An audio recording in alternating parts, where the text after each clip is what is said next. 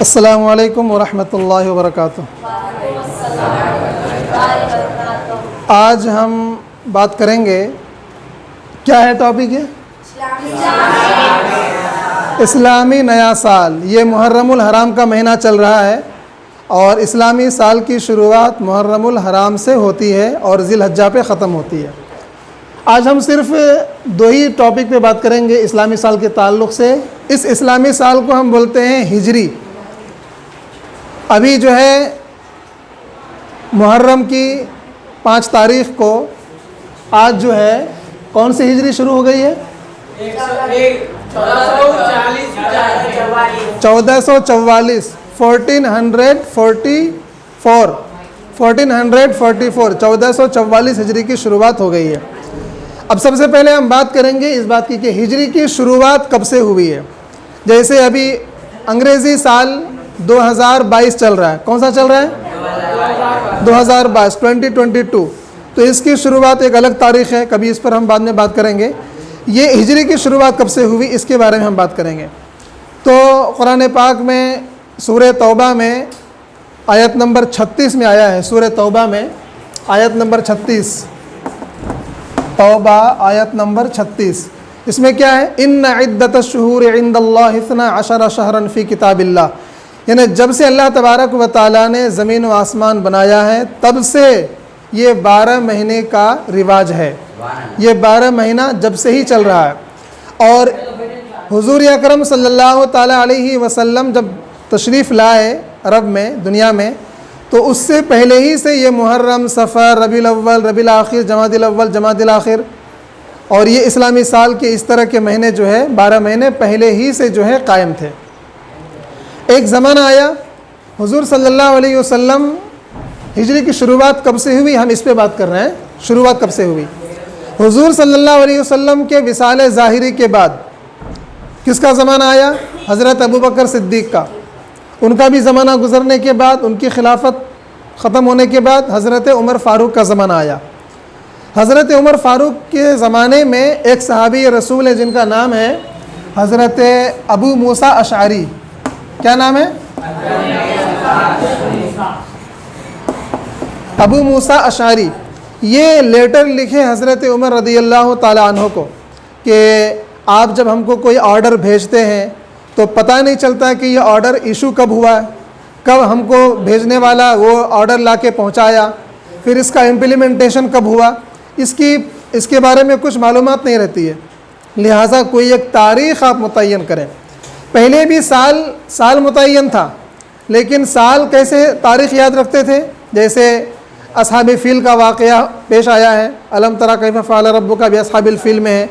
तो असहाबे फ़ील यानी फ़ील वाले साल आमुल फ़ील के नाम से उसको याद करते हैं, आमुल हुज़्न के नाम से किसी यानी साल में कोई ऐसा वाक़या पेश आ जाना जो बड़ा हादसा वाला है, उस साल से उसको वो लोग याद रखते थे कि ये कब ये वाक़या कब हुआ, तो फ़लाँ साल हुआ। कौन से साल में? जैसे हम बोलते हैं कोरोना के पीरियड में, लॉकडाउन के पीरियड में।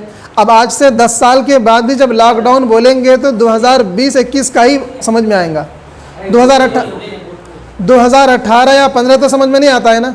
अगर 10 साल के बाद भी आपको हम कोई बात याद दिलाएंगे कि ये वाक़या लॉकडाउन में पेश आया था या ये काम मैंने लॉकडाउन में किया, तो आप क्या समझेंगे? 2015, 13, 10 क्या समझेंगे? नहीं समझेंगे, 2020-21 ही समझेंगे। तो वैसे ही उस ज़माने में आमुल फ़ील, आमुल हुज़्न के नाम से जो है साल को याद रखा जाता था। हज़रत अबू मूसा अशअरी ने लेटर लिखा हज़रत उमर को। किनको लिखा? हज़रत उमर फ़ारूक, हज़रत उमर रदियल्लाहु तआला अन्हु को लिखा। उस वक्त उनकी खिलाफत थी, खलीफा वो थे, कैलिफेट जिसको बोलते हैं। तो उनको लिखा कि आप जो है कोई एक तारीख़ की शुरुआत कीजिए, डेट की शुरुआत। तो हज़रत उमर को बड़ा पसंद आया और उन्होंने जो है क्या किया, सहाबा इकराम को लेकर एक मीटिंग बुलाई और मीटिंग बुलाने के बाद ये राय मशवरा किया गया कि हम कौन से वाक़े से अपने इस्लामी साल की इब्तिदा करें। तो बाज़ लोगों ने यह मशवरा दिया कि हम जो है शुरुआत करेंगे विलादत, यानी हुज़ूर सल्लल्लाहु अलैहि वसल्लम की विलादत कब हुई है तब से साल की शुरुआत करेंगे। बाज़ लोगों ने मशवरा दिया कि हम जो है आपकी वफ़ात, यानी आपका जब विसाल हुआ उस दिन से हम इस्लामी तारीख की शुरुआत करेंगे। बाज़ लोगों ने मशवरा दिया कि हम जो है हिजरत से शुरुआत करेंगे। जब मक्के से 53 साल 53 ईयर्स की उम्र में हुज़ूर सल्लल्लाहु अलैहि वसल्लम मक्के से मदीना गए, माइग्रेशन किया, तो उस वक्त से हम साल की शुरुआत करेंगे। हज़रत उमर रज़ियल्लाहु तआला अन्हु ने ये 3 तरह के उनके सामने सजेशन आए, तो आपने विलादत और वफ़ात दोनों को छोड़ के हिजरत को लिया। हिजरत को इसलिए लिया कि हिजरत में किसी का इख्तलाफ नहीं था, लेकिन विलादत में थोड़ा इख्तलाफ था। यानी कि बाज़ लोगों की राय थी कि फ़लाँ तारीख़ को, बाज़ लोगों की राय है कि फ़लाँ तारीख़ को, तो डेट में ज़रा सा एक दूसरे के नज़रियात अलग अलग हैं, लेकिन हिजरत में किसी का इख्तलाफ नहीं था। दूसरी बात यह है कि हिजरत की अहमियत इसलिए भी है कि हिजरत के बाद ही इस्लाम का दायरा इतना वसी हो गया। पहले जो इस्लामी तबलीग करने के लिए जो रुकावटें मक्के में थीं, मदीना आने के बाद वो सारी रुकावटें ख़त्म हो गई और बहुत तेज़ी के साथ इस्लाम फैल गया। तो ये हिजरत बहुत ही अहम वाक़या है तारीख़ इस्लाम का, जिसकी वजह से इस्लामी नक्शा ही बदल गया। तो इसलिए आपने हिजरत को जो है कबूल किया कि हम हिजरत से शुरुआत करेंगे, हिजरत से शुरुआत करेंगे। लेकिन हिजरत हुज़ूर सल्लल्लाहु अलैहि वसल्लम की हुई थी रबीउल अव्वल के महीने में, और इस्लामी साल की शुरुआत कब होती है? मुहर्रम के महीने में। तो ये मुहर्रम से शुरू होकर ज़िलहज्जा पे महीने का ख़त्म होना ये पहले से ही चलता आ रहा था, अय्याम जाहिलियत में भी था। तो इसलिए अरब के कल्चर वाले, अरब के लोगों के यहाँ जो रस्म व रिवाज था और जो उनका कल्चर था, जो महीनों की तादाद थी, हज़रत उमर ने कहा कि नहीं, महीने हम वैसे ही बरकरार रखेंगे जैसे पहले ही से चले आ रहे हैं। हम भी मुहर्रम से ही साल की शुरुआत मानेंगे और ज़िलहिज्जा पे ख़त्म मानेंगे, लेकिन हम साल अलग करेंगे। साल क्या करेंगे? जिस साल नबी सल्लल्लाहु अलैहि वसल्लम हिजरत करके गए उस साल को हम पहला साल मानेंगे। तो इस तरह से पहले साल वो हुआ। मदीना जाने के बाद आप 10 साल बाहयात रहे हुज़ूर सल्लल्लाहु अलैहि वसल्लम, फिर आपका विसाल ज़ाहिरी हुआ। तो 10 साल में 10 हिजरी हुई। और ये जो राय मशवरे हुए ये कौन सी हिजरी में हुए? हुज़ूर सल्लल्लाहु अलैहि वसल्लम की हिजरत के 17 साल के बाद, यानी 17 साल गुज़र गए थे तब ये इस्लामी कैलेंडर बना। यानी 1444 अभी है, उस वक्त समझ लीजिए 17 हिजरी से शुरुआत हुई। इस तरह से ये साल कौन सा साल चल रहा है? ये 1444 हिजरी, यानी हुज़ूर सल्लल्लाहु अलैहि वसल्लम को मक्के से मदीना हिजरत करके कितने साल हो गए? 1444 साल हिजरी। किनके मशवरे पे ये हिजरी कैलेंडर बना? किसने बनाया? हज़रत उमर रज़ियल्लाहु तआला अन्हु ने। और किनके मशवरे पे ये काम हुआ? हज़रत अबू मूसा अशारी के मशवरे पे। हज़रत अबू मूसा अशारी के मशवरे पे ये काम हुआ और हज़रत उमर के दौरे खिलाफत में हिजरी साल की शुरुआत हुई। ये है हिजरी की शुरुआत की मुख्तसर तारीख़, मैंने आपको बता दी। अब इसके बाद मुहर्रम की फ़जीलत, मुहर्रम की फ़जीलत के बारे में भी थोड़ी बात सुन लीजिए। मुहर्रम की फ़जीलत के बारे में एक सहाबी रसूल ने हुज़ूर सल्लल्लाहु अलैहि वसल्लम की बारगाह में आकर पूछा कि या रसूलल्लाह, हम रमज़ान के बाद कौन सा ऐसा महीना है जिसमें रोज़ा रखने का सवाब रमज़ान के बाद सबसे ज़्यादा मिलता है? तो हुज़ूर सल्लल्लाहु अलैहि वसल्लम ने फरमाया वो मुहर्रम का महीना है, वो मुहर्रम का महीना है। और आपने फरमाया क्योंकि ये अल्लाह का महीना है। तो पूरे 12 महीने में से 4 महीनों की फ़जीलत ज़्यादा है, जिसका ज़िक्र कुरान में भी है। सूरह तौबा की आयत नंबर 36 में इसमें 4 महीने की हुर्मत, यानी 4 महीने की इज़्ज़त, एहतराम, उनका मर्तबा दूसरे 8 महीनों से ज़्यादा है। उन्हीं 4 महीने में से एक महीना कौन सा है? ये मुहर्रम का महीना। तो मुहर्रम की फ़जीलत के बारे में हुज़ूर सल्लल्लाहु अलैहि वसल्लम ने उसको अल्लाह का महीना करार दिया। इसमें जो है रोज़ा रखना, नेक आमाल करना और इसमें कोई भी नेकी करना दूसरे महीनों में नेकी करने से बहुत ज़्यादा फ़जीलत रखती है। खुसूसियत के साथ में मुहर्रमुल हराम में एक दिन है जो आने वाला है, यौम आशुरा, मुहर्रम की 10 तारीख़। उसमें रोज़ा रखने पर 1 साल के गुनाहों को, रोज़ा रखना 1 साल के गुनाहों को जो मिटा देता है ना। यौम आशुरा की फ़जीलत इस तरह से है। और यौम आशुरा की और भी फ़जीलतें हैं जिसको हम कभी फिर इंशाअल्लाह बयान करेंगे। अब इतनी बात जो मैंने बयान की, मुहर्रम की फ़जीलत, मुहर्रम इस्लामी साल का पहला महीना और हिजरी की शुरुआत कब हुई, इस ताल्लुक़ से आपके जहन में कोई बात हो तो आप सवाल कर सकते हैं। सर, नए साल के मौके पे सब जनों मुबारकबाद देते, वो मुबारकबाद दे सकते या नहीं? नए साल के मौके पर मुबारकबाद देने का सिलसिला आज के ज़माने में चल रहा है, पहले ऐसा कोई करता नहीं था। ये और बात है कि नबी सल्लल्लाहु अलैहि वसल्लम के ज़माने में या सहाबा के ज़माने में दो लोग एक दूसरे को मुबारकबाद नहीं देते थे, ये बात तो सही है। लेकिन मुबारकबाद देना कोई बुरा नहीं है, बल्कि अच्छा ही है। मुबारकबाद देते क्यों हैं? इसका मतलब ये होता है कि ये जो नया साल आ रहा है ये आपके लिए बरकत वाला बने, ये आपके लिए बरकत वाला बने।